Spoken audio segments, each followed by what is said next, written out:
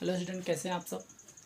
आज हम next chapter 3.4 पे चर्चा करेंगे। उसका समीकरण सेट करेंगे और कैसे बनाना है इस पर आपको बताएंगे। ठीक है, इसके पहले वाले क्वेश्चन में इसमें क्या करना है, इसमें विलोपन और प्रत्यारोपण विधि से क्या करना है, समीकरण को सॉल्व करना है, यानी दोनों से सॉल्व करना है। ठीक है, तो आप इसको दोनों से सॉल्व कीजिएगा ताकि आपको विलोपन और प्रत्यारोपण विधि में बढ़िया से एक्सपीरियंस हो जाए, आप दोनों विधि से अच्छे से बना सके क्वेश्चन को। इसलिए दोनों क्वेश्चन से दिए गया है। फिर 2 नंबर क्वेश्चन में आपको फिर से वर्ड प्रॉब्लम दी गई है, समीकरण सेट करने वाला, इसको भी करके दिखाते हैं। चलिए आप चर्चा करते हैं। 2.1 क्वेश्चन लिखा है, ये भी अंश हर से रिलेटेड है, तो आप मूल के पहले सीधा मान लेंगे, माना कि अंश बराबर x और बराबर y। प्रश्न से क्या कहा गया है, अंश में 1 जोड़ दे, हर में 1 घटा दे। तो आप भिन्न प्राप्त कर लीजिए। भिन्न क्या होगा, अंश बट्टा हर। तो प्रश्न से क्या होगा, अंश में 1 जोड़ना है, हर में 1 घटाना है। इस तरह आपको क्या प्राप्त होता है, भिन्न 1 प्राप्त होता है। क्रॉस कर लीजिए, x प्लस 1 क्या हुआ, y plus y minus x को बुलाएंगे तो माइनस वाई, माइनस एक इसको इधर भेजेंगे तो -1, एक्स माइनस वाई -1 यानी -2, समीकरण 1। ठीक है, अब आते हैं पुनः प्रश्न से। ठीक है, तो इसमें क्या है, कहा गया है यदि से सिर्फ हार में जोड़ने के लिए कह रहा है, तो आप अंश को ऐसे ही छोड़ दीजिए, सिर्फ हार में 1 जोड़ दीजिए, 1 जोड़ना है और क्या प्राप्त होता है, 1/2 प्राप्त होता है। क्रॉस करेंगे तो मिलेगा हमारा 2x, क्या होगा हमारा 1y प्लस 1। ठीक है, उसके बाद 2x को बुलाएंगे तो -y 1, समीकरण 2। हाँ, फिर से समीकरण 1 और 2 को क्या करेंगे, विलोपन विधि से सॉल्व करेंगे, आसानी से इसको बनाएंगे, कोई दिक्कत नहीं होगी। के बाद याद रखिएगा, जो x और y का जो मान निकलेगा वो हमारा आंसर नहीं होगा, x/y ये आपका आंसर होगा। इसीलिए सिर्फ x और y को मैच मत करिएगा, फिर दिक्कत हो जाएगी। ठीक है, x/y, जैसे x का मान 7, इसका मान 9 आया, तो हमारा आंसर होगा 7/9, क्योंकि भिन्न निकालना है। क्या निकालना है, भिन्न निकालना है। चलिए नेक्स्ट चर्चा करते हैं। अगला क्वेश्चन है कि मीना ना आपको 2 अंक से रिलेटेड है। लिखा गया क्वेश्चन, 2 अंक की संख्या में अंकों का योग 9 है और इसमें 9 गुना करके इसे अंक से रिलेटेड है। चलिए, तो 2 अंक की संख्या में वो इकाई अंक होता है और एक दहाई अंक होता है। ठीक है, तो मान लेते हैं दोनों को, माना कि दहाई अंक, पहले हम दहाई अंक ही मानते हैं, कोई भी आप मान सकते हैं। दहाई अंक बराबर x और इकाई अंक तो y। ठीक है, तो संख्या जो होगी, मूल संख्या कौन होता है, 10 गुने दहाई अंक प्लस इकाई अंक। 10 गुने दहाई में 10 से गुना होता है, मूल अगर संख्या निकालना है तो। अब एक और होता है, अंकों को पलटने से बनी नई संख्या। ठीक है, तो याद रखिएगा, जब अंक को पलटिएगा तो इकाई दहाई या दहाई इकाई हो जाएगा, यानी कि उसको उलट के बोलेंगे, यानी कि जहाँ पे 10x है वहाँ पे 10y प्लस x उलट देंगे, xy को उलट देंगे, उलटने से बड़ी संख्या हो जाएगी। एक और बात समझाते, देखिए यहाँ पे 21 है कोई संख्या, अगर इसको उलट के बनाएंगे तो क्या हो जाएगा, ये इसको इधर लिखेंगे तो क्या करेगा, 12, यानी 21 को उलटने से बड़ी संख्या क्या है, हमारा 12 है। तो आशा करता है आपको समझ में आएगी। इसको इधर लिखेंगे तो 12 हो जाएगा, इसको बोलते हैं पलटने से बनी संख्या। प्रश्न से क्या कहा गया है, इनमें अंकों का योग 9 दिया, यानी दोनों अंकों का योग कितना है, 9, समीकरण 1 हो गया।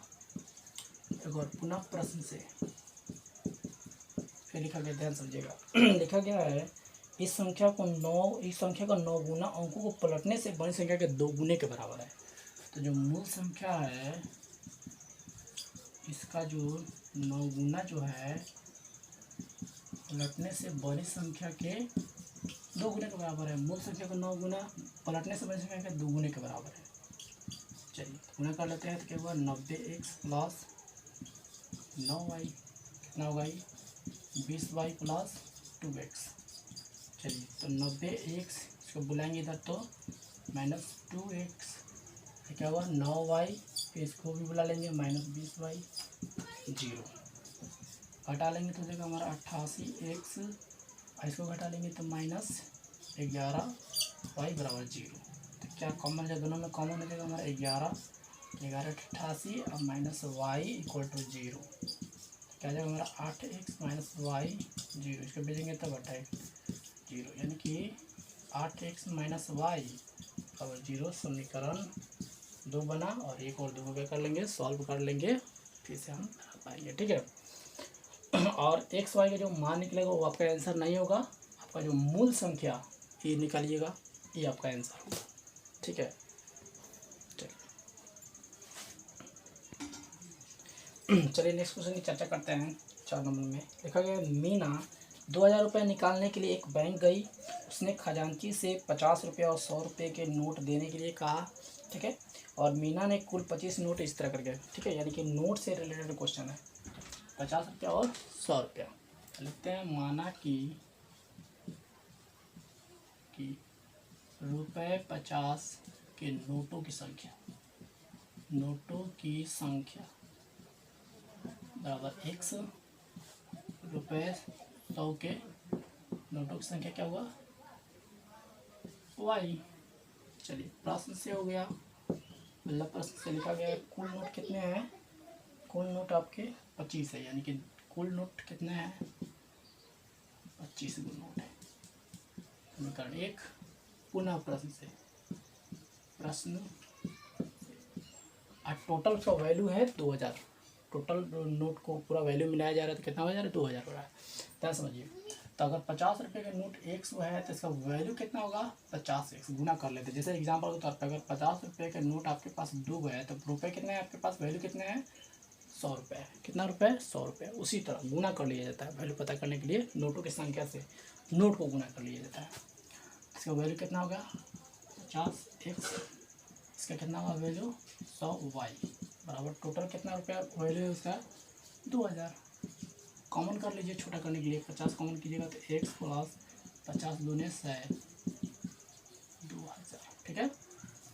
x प्लस 2y बराबर 2000, और गुना में है इधर जाएगा तो भाग में होगा, हटा देंगे तो कितना हो गया, 0 कट गया और कितना 5 के 20, यानी कि हो गया x प्लस 2y बराबर 40 समीकरण 2।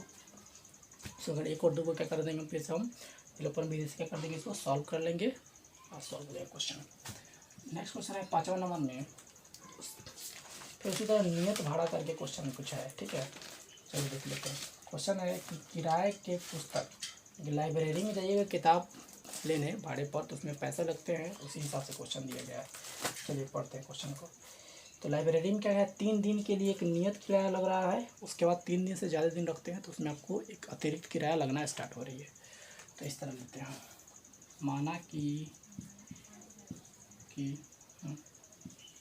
पुस्तक के लिए 3 दिन के लिए नियत किराया रुपये x और पुस्तक का अतिरिक्त किराया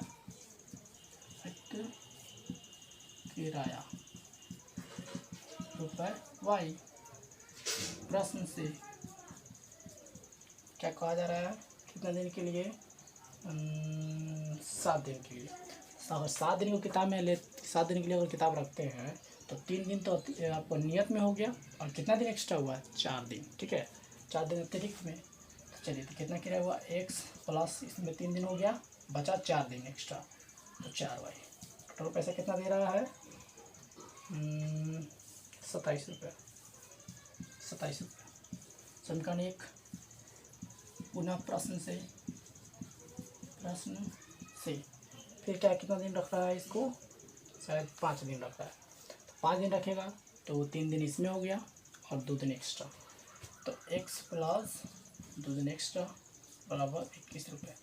समीकरण 2, फिर समीकरण 1 और 2 को क्या कर देंगे, हम विलोपन में हल कर लेंगे और वही हमारा आंसर हो जाएगा, ठीक है। तो आशा करते हैं आपको समझ में ये वाला आई होगी। फिर नेक्स्ट देखते हैं,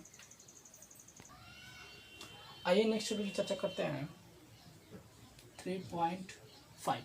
3.5। इसमें क्वेश्चन में क्या लिखा है इसमें कि पहले आपको चेक करना है, अगर अद्वितीय हल है तब उसे क्या कीजिए, आपको वज्र गुणन विधि से सॉल्व करने के लिए कहा रहा है। ठीक है, तो हम बताए भी थे कि आपको जब अद्वितीय हल होगा तभी आप सॉल्व कीजिएगा उसको, वरना दूसरा कोई हल होगा तो आप सीधे नीचे लिख दीजिएगा इसके अनेक हल होंगे या इसके कोई हल नहीं होंगे, सीधा ऐसे ही लिख दीजिएगा। जब अद्वितीय हल होती है तभी हम किसी विधि से उसका हल निकाल पाते हैं। चलिए आप बात करते हैं, तो इसको आप खुद से सॉल्व कर लीजिएगा। आपको वज्र गुणन विधि से हल करने के लिए पिछले वीडियो में बताया जा चुका है, आप उस तरह सॉल्व कीजिएगा। नेक्स्ट बात करते हैं, 2 नंबर क्वेश्चन में कहा गया है कि इसके अनेक हल है, इसमें ए और बी का मान निकालना है। आप इसको भी कोशिश कीजिएगा हल करने के लिए। इसका हम 2 नंबर बताएंगे और VVI भी है 2 नंबर, 2 का 2 उसी तरह क्वेश्चन है जैसे ये वाला है, हल्का थोड़ा सा जटिल है। तो के किस मान के लिए इसका हल होगा। ठीक है, तो लिख देते हैं यहाँ पर 3x plus Y equal to 1। तो आप पहले इस तरह कर लीजिए, 3x प्लस वाई, इसको इधर बुला लीजिए -1 बराबर 0, समीकरण 1। फिर वो लिखा गया है फिर से, तथा 2k - 1 x plus k - 1 y बराबर 2k प्लस 1। ठीक है, तो इसको भी ऐसे कर लेते हैं, 2k - 1 x plus k - 1 y, इसको इधर बुलाएंगे तो इसको बुलाएंगे तो -2k और -1 बराबर 0। तो यहाँ a1 हो गया हमारा, a1 b1 एक छिपा है यहाँ पे, c1 -1, a2 2k - 1 b2 k - 1 c2 2k -1। ठीक है, चलिए के का मान कैसे सॉल्व करेंगे। तो इसमें लिखा गया इसका कोई हल नहीं है, कह रहा है इस युग्म का कोई हल नहीं है, तब आप के का मान निकालें। ठीक है, लिखते हैं कि दिया है कि इसके कोई हल नहीं है। कोई हल नहीं, कि का फॉर्मूला होता है a1/a2 बराबर b1/b2 नॉट इक्वल c1/c2। ठीक है, तो आप जो बराबर है उसी से ना हल मिलेगा, तो इसलिए बराबर वाला का कंडीशन लागू करेंगे और बनाएंगे। चलिए हो गया हमारा a1 3, a2 हो गया 2k - 1 और b1 हो गया 1 और b2 क्या हो गया k - 1। चलिए क्रॉस करते हैं तो मिलेगा हमें 3k - 1, इसको क्रॉस करेंगे तो मिलेगा हमारा 2k - 1। ठीक है, 3k इसको इधर बुलाएंगे तो -2k -1, इसको इधर भेजेंगे तो +1, तो हो गया k बराबर बढ़ गया तो 0 हो गया। ठीक है, तो इस तरह हमारा के का मान कितना हो गया 0 आंसर। ठीक है, तो ऐसा करते हैं आपको समझ में आई होगी। इस तरह से क्वेश्चन के का मान देता है और उसमें देता है इसके अनेक हल होंगे या इसके हल नहीं होंगे, इस तरह करके देता है, आपको सॉल्व करने होंगे। ठीक है, इस वाले कंडीशन को लागू कीजिएगा और इसको सॉल्व कर दीजिएगा। अगला जो क्वेश्चन है इसमें दिया गया है कि नेक्स्ट समीकरण दिया गया है और कहा गया है कि प्रतिस्थापन विधि और वज्र गुणन विधि से क्या करना है, इसको हल करना है, और पूछ रहा है कि कौन आसान है कौन इजी वे में है। ठीक है, सॉल्व कर लीजिएगा। ठीक है, वज्र गुणन विधि एकदम छोटा में ही बन जाता है, एकदम छोटा में ही होता है। ठीक है, तो आप दोनों विधि को सॉल्व करने के लिए कह रहा है नेक्स्ट क्वेश्चन जो 3 नंबर जो क्वेश्चन है उसको। ठीक है, अगला फिर भाषा फिर वर्ड प्रॉब्लम क्वेश्चन है, तो सॉल्व करते हैं। 4 का 1 नंबर 2 नंबर ऐसे करके 4 का 1 में फिर नियत करके आया क्वेश्चन। एक छात्रावास के मासिक व्यय का एक नियत किराया है और माने नियत है और मासिक व्यय जो नियत है और शेष अतिरिक्त है, समझिए। तो वही लिख देते हैं, माना कि छात्र का नियत व्यय ₹X अतिरिक्त जो व्यय है ₹Y पर डे प्रत्येक दिन। चलिए तो प्रश्न से सेट करते हैं। तो क्या कह रहा है कितने दिन के लिए भोजन के लिए है, ए जो है 20 दिन भोजन करता है। चलिए तो क्या कर देता है, तो ये तो नियत तो देना ही है, उसके बाद भोजन के लिए अतिरिक्त पैसा लगता है, तो 20 दिन भोजन कर रहा है तो एक दिन के लिए वाई रुपये थे, 20 दिन के लिए 20 वाई, उसके बाद टोटल कितना पैसा दे रहा है, 1000 रुपये दे रहा है। समीकरण 1 हो गया। एक और नियत और अतिरिक्त वाला क्वेश्चन बताया गया था, सेम टू सेम वैसे ही है, पुनः प्रश्न से। फिर इसमें क्या कहा गया है, 26 दिन के लिए, तो ये तो नियत तो देना ही है, उसके बाद एक दिन के लिए वाई रुपये, तो 26 दिन के लिए 26 वाई, फिर कितना रुपया जमा कर रहा है, 1180 रुपये। समीकरण 2। फिर इसको क्या करेंगे, विलोपन विधि से हल कर लेंगे, उसके बाद आपका ये मान निकल जाएगा, ये आपका आंसर हो जाएगा। नेक्स्ट क्वेश्चन है 2 में, फिर ये अंश हार से रिलेटेड है, फिर इसी तरह लिख देंगे, माना कि अंश बराबर x और बराबर y, उसके बाद जो भिन्न होगा x बटा y। चलिए प्रश्न से में होगा हमारा, कह रहा है कि एक भिन्न 1/3 हो जाएगा, क्या हो जाएगा, जब अंश में 1 घटा दिया जाएगा और हर, अच्छा अंश में सिर्फ घटाना है, तो आप अंश में सिर्फ 1 घटा दीजिए, हर को वैसे ही छोड़ने के लिए कर रहा है, अंश में 1 घटा दिए, हर को वैसे ही छोड़ दिए, क्रॉस कर लीजिए, 3x है कितना हो गया, 3 इधर क्या हो गया, y क्रॉस कर देंगे, 3x को इधर बोलेंगे तो -y, इसको इधर भेजेंगे तो +3। समीकरण 1। पुनः प्रश्न से फिर क्या कर रहा है, भिन्न 1/4 हो जाएगा, 4 हो जाएगा कब, जब क्या कर दें हम, हर में 8 जोड़िए, तो अंश और हर में 8 जोड़िए, क्रॉस करेंगे तो होगा 4x, कितना होगा y + 8, क्या होगा 4x बुलाएंगे तो -y बराबर 8। समीकरण 2। इसका समीकरण 1 और 2 को क्या कर लेंगे, हम सॉल्व कर लेंगे, आसानी से बन जाएगा। उसके बाद आपका आंसर जो होगा ये होगा अंश बटा हर, ठीक है, बटा करके, जैसे इसका मान 3 है, इसका 4 आएगा तो 3/4 आंसर आपका होगा, ठीक है।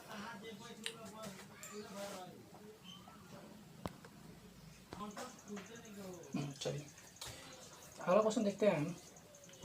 एक टेस्ट में 40 अंक अधिक होते हैं, यदि सही अंक के लिए 3 नंबर मिलते हैं और गलत नंबर के 1 नंबर कटता है, यानी कि ऐसे लिखेंगे, माना कि हाँ सही उत्तर वाले प्रश्नों की संख्या x और गलत उत्तर वाले प्रश्नों की संख्या y। चलिए प्रश्न से ध्यान दीजिएगा। तो एक सही पर कितना नंबर, 3 नंबर मिलता है एक सही पर, तो कितना नंबर मिल गया हमारा, 3x। एक गलती पर 1 नंबर कटता है तो कितना नंबर कट गया, -, ठीक है, कट रहा है इसीलिए -1 पर ये कट रहा है इसीलिए। तो टोटल नंबर कितना अर्जित होता है, इसको 40 नंबर मिलता है। समीकरण 1। पुनः प्रश्न से फिर दूसरा कंडीशन इसका देख लेते हैं। दूसरा कंडीशन में कह रहा है 50 अंक अर्जित होते हैं कब, जब उसको सही के लिए 4 नंबर मिलता है और शुद्ध के लिए 2 नंबर कटता है। सही के लिए 4 नंबर मिलेगा तो 4x, और शुद्ध के लिए 2 नंबर कटेगा तो 2y कटेगा, तब उसको कितना नंबर मिलता है, 50 नंबर। समीकरण 2। ऑप्शन को 1 और 2 को क्या कर लेंगे, सॉल्व कर लेंगे, आसानी से बन पाएगा, ठीक है। एक और 4 नंबर जो क्वेश्चन है इसका, ये क्वेश्चन है अधूरा, ठीक है। ये क्वेश्चन आपको दी गई है कि आपको राजमार्ग 2 स्थान से ये और 20-100 किलोमीटर दूरी है, ठीक है, तो आपको सिर्फ भिन्न चाल से चल रहा है, एक समान चाल से दिखाया ही नहीं है, ठीक है। तो ये अधूरा वाला क्वेश्चन है, इसको पूरा कर लीजिएगा, किसी के बुक से नोट कर लीजिएगा, ठीक है। नेक्स्ट क्वेश्चन आपको बता देते हैं, आपको जो 5वां नंबर है इसको सेट करा देते हैं। ये अधूरा क्वेश्चन है, इसमें अगर कोई दिक्कत होगी, अगर आपको नहीं आ पाएगा तो आप बताइएगा, हम इसको पूरा करवा देंगे। नेक्स्ट है एक आयत का क्षेत्रफल, तो यहाँ पे मानेंगे क्षेत्रफल से, माना कि आयत की लंबाई x, चौड़ाई हो गया y, क्षेत्रफल कितना हो गया xy, x गुने y, लंबाई गुने चौड़ाई फॉर्मूला होता है। पुनः प्रश्न से सीधा प्रश्न से लिखा गया है कि 9 वर्ग इकाई क्षेत्रफल कम हो जाती है जब लंबाई को 5 कम कर दिया और चौड़ाई में 3 बढ़ा दिया जाता है। चलिए तो क्षेत्रफल जो है उसमें 9 इकाई बढ़ जाती है कब, जब लंबाई जो है उसमें 5 कम कर दीजिए और चौड़ाई में 3 बढ़ा दीजिए। लंबाई में 5 कम, 3 चौड़ाई में 3 अधिक, और दोनों को गुना करेंगे क्योंकि इस क्षेत्रफल का फॉर्मूला यही होगा, लंबाई गुना चौड़ाई। xy + 9 गुना कर लेंगे दोनों में, xy इसको इससे गुना करेंगे तो +3x, इसे कीजिए तो -5y क्या होगा, -15। सबको इधर बुला लेते हैं तो वो xy -3x + 5y और -15, इसको इधर भेजेंगे तो -9। xy कट गया, मिलेगा -3x 5y बराबर कितना हो गया, -24। ठीक है, 24 समीकरण आपका हो गया 1। समीकरण पुनः प्रश्न से क्या कर देंगे हम, यदि लंबाई में 3 और चौड़ाई में 2 बढ़ा दी, दोनों में बढ़ाना है तब 67 पड़ता है, लेकिन क्षेत्रफल में 67 वर्ग इकाई बढ़ेगा। क्षेत्रफल में जब लंबाई में कितना बढ़ाएंगे, 3 और चौड़ाई में 2। चलिए तो 67 + xy, इससे दोनों गुना करना पड़ता है, इस तरह गुना तो उसी के होंगे से दूरी में xy, इसको गुना कर देंगे तो हो जाएगा 2x, ऐसे कर देंगे तो 3y, 3 दूने 6। 67 + xy, इसको इधर बुलाएंगे तो -xy, बुलाएंगे तो -2x -6, इसको इधर भेजेंगे तो -60। कट गया, कितना हो जाएगा आपको, -2x, सॉरी इसको इधर भेज दिया है, 2x -3y कितना हो जाएगा, -61। समीकरण 2। समीकरण 2 को क्या कर देंगे, फिर से सॉल्व कर लेंगे विलोपन विधि से, बन जाएगा।